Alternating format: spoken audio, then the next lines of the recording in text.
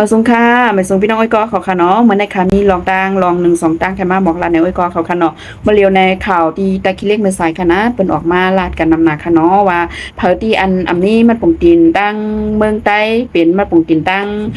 เมืองใต้ปอทองห้าอันนั้นก็เป็นมะปงตีนมานเป็นมะปงตีนปอตั้งเมืองมานปอไตว่าซึ่งในปอย่อมนั้นก็เส้นมาปงตีนที่ไผวัดออกโค้งปะยาวในมีสมัดกาดว่าซึ่งในไผที่อันคามาที่เมืองไทยค่ะเนาะ ไผตีลูกตีตาคิดเล็กคามาในซึ่งปงมันแต่ก็อ่าเป็นรายปันนึงก็20 บาทเงินไทยแล1เหงเงินเมืองมานก้อยนั่นค่ะนะแหนะก้อยกะว่าติเหลียวไหนๆเจ้าหน้าที่เขาเฮ็ดกินแล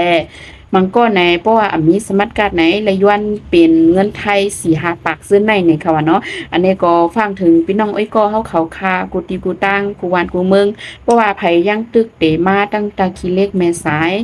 ไผตั้งตึกเตมาตั้งเมืองปอดออกโค้งให้เฮ็ดสมัครการเตรียมโทนให้มีมาปงตีนเมืองเฮาเตรียมโทนเสสังกวยมานี่ค่ะเนาะเตือนเปิดสังหลาเพราะว่าในซึ้งเพราะว่าเฮามาไรสิตากอเพราะว่ามาแถวที่อันเปิ้นเฮ็ดไว้สีเขียวที่นึกโคภายเมืองตะคิเล็กไหนๆบ่วัดไว้เฮาค่าอำเต็มโทนเขาตีย้อนเงินเฮาหรือย้อนเลอเซตังเมียวย้อนตัวเป็นเซ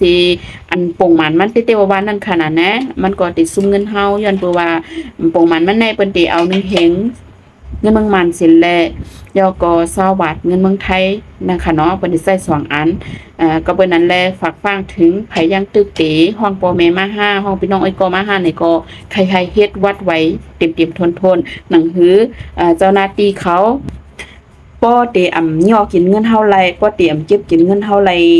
ง่ายๆลมๆนั่นขนาดนะเพราะว่าเฮาค่ะมีวัดไว้เต็มโทนเฮ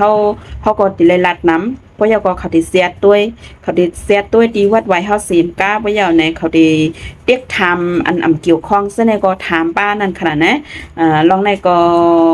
ก้นตีอันยามกว่ามาตั้งในก็เปิ้นก็ยากกันนำหน้าวงวางในค่ะเนาะก็นั้นแลให้หางเฮียนมาเต็มๆทนๆค่ะเพราะว่าวัดไว้เฮามีป้ามาเต็มทนยาวในซึ้งตานเขาตีเสียดนำก็เขาเสียดนำซึ่งไหนค่ะอ๋อบ่เลียวในก้นตีอันคำกว่าคามาตีเนอโคตาคิดเล็กแม่สายใน1วันในย่อมหลายหมื่นหลายแสนก็บ่ยาวก็กำนำไหนได้เป็นก้นหนุ่มกำนำค่ะเนาะกำนำแต่เป็นก้นหนุ่มอันป้าทงโคเจหลังจะในนั้นขนาดนะเปิ้นก็ติฮู้ว่าเฮาติให้เข้ากว่าในเมืองไทยกว่าหาเหตุการณ์เฮ็ดเวจะในนั้นขนาดเนาะเปิ้นก็ทางหางย้อนกินไปกินนั่นขนาดนะเพราะวันนั้นแลผักพังถึงไผก้นหนุ่มพี่น้องก็หลายตั้งตึกยังติมาตั้งโขใต้ขี้เล็กในสายให้หางเฮียนวัดไว้มาเตรียมทนเหมือนซึ่งหนังว่ามังก็ในเขาติย้อนต้วย